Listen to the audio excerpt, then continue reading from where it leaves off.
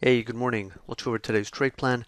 So in the overnight session, we had some pretty decent resistance at the 39 to 43, and that's where sell side stepped in, and so far we've seen a move down towards the 27 to 29 support. Heading into the open in terms of directional bias, as long as ES is holding below the 33 half to 35 half area and 39.75 to 42.75, technically sellers can maintain control, and it could lead to a retest of yesterday's low near 22 to 24 and potentially even range expansion below yesterday's low into the 11 half to 13 half zone where we have that open gap at 13 quarter. So right now the question we need to answer in real time is whether we are continuing to see sufficient weakness in the broader market and in the other markets, and of course in the S&P, to push the market below initial support. Typically, when you get a strong trending move the way we got yesterday, there is usually some follow through. But this market has been a bit unusual lately. We've been stuck in a balance. We've had a lot of failed breakdowns, and buyers have stepped in bigger ways than you would expect. Normally, after a strong trending move, you wouldn't even bounce back up into the 2140. So for that reason, the short-term bias on the trader worksheet is marked as neutral bearish, which means that we're going to favor the sell side, but we still need to be flexible and nimble enough where if we are seeing broad market strength and upside momentum, we need to be able to balance that with the bearish bias and not get overly aggressive on the short side at poor trade location. So in order to short the market aggressively, we need to see a lot of weakness on the underlying internals, and more importantly, we need to see sustained downside momentum on the NYC tick. And we are going to be cautious on taking long setups. So because the overnight bias is bearish and the short-term bias also favors the sell side, we just need to see more from the market in real time in order to take longs. And we want to be just more selective and more aware of good trade location if we are going to take any long setups. But the way this market is setting up right now, usually it would lead to a test below yesterday's low, so below 21.22, and then perhaps responsive buyers step in as the market probes lower.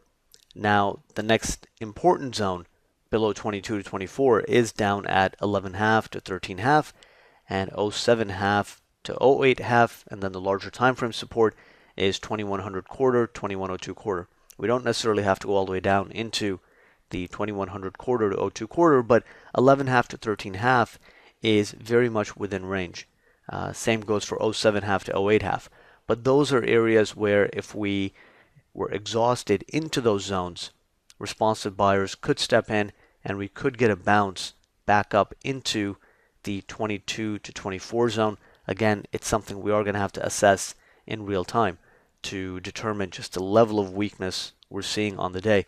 If it's a follow-up day where we're seeing trend down internals yet again, then of course you need to be more careful even buying the zones down there. But typically, if you're exhausted into a decent enough zone, you'll get a short-term buy response, even if you're not getting a bigger buy response.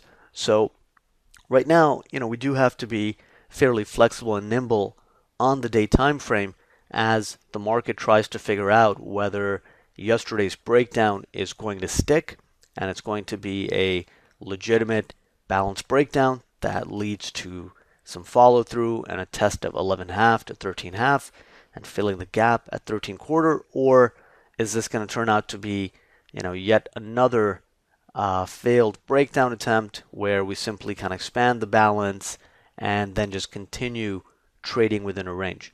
So that's something we'll have to see and assess in real time.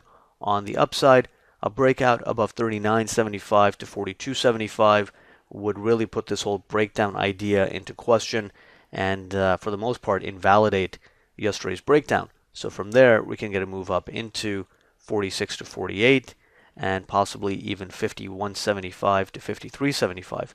Now, with that neutral bearish short-term bias, sell side can still be active at the resistance zones above, especially at 51.75 to 53.75. 46 to 48 would call for some caution, and we'd have to just kind of see the level of momentum in real time and how exhausted the market is into that zone to figure out whether it's a worthwhile short setup or not.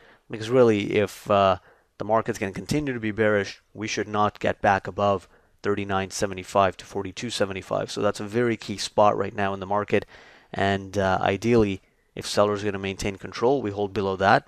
And really, ideally, we hold even below 33.5 to 35.5. So we do need to exercise some caution at the zones above initial resistance, simply because a break above that area would mark a shift in the short-term control. It would tell us that buyers are really being aggressive and stepping back in which case, we could head back up towards the 51.75 to 53.75. Now that's a pretty decent zone, so sellers can be active even ahead of it. And in the event that we go through that zone, which is very unlikely, but this market, like I said, has been a bit odd lately. In the event that we do go through it, then the whole breakdown gets completely invalidated and it's confirmed. So those are the main ideas heading into the open. Again, the focus is still going to be more on short setups, but we need to be open-minded enough that if we start seeing some very clear-cut signs of buyers stepping in and we're noticing broad market strength and upside momentum, then we cannot be locked into a bearish view if we're seeing just very clear signs saying otherwise in real time. But from a market structure perspective, our bias is going to be bearish below 33.5 to 35.5 and below initial resistance. And on the downside, we could quite easily test 22.24. We may not actually get much of a response there if we're going down on heavy volume and heavy downside momentum, in which case we'll probably have to probe below initial support to find buyers. And 11.5 to 13.5 is a spot where they could step in, but technically, they may even step in a bit earlier, and that's just something we'll have to figure out in real time. So those are our main ideas. Let's see if sell side can maintain control from yesterday, and we'll take it from there.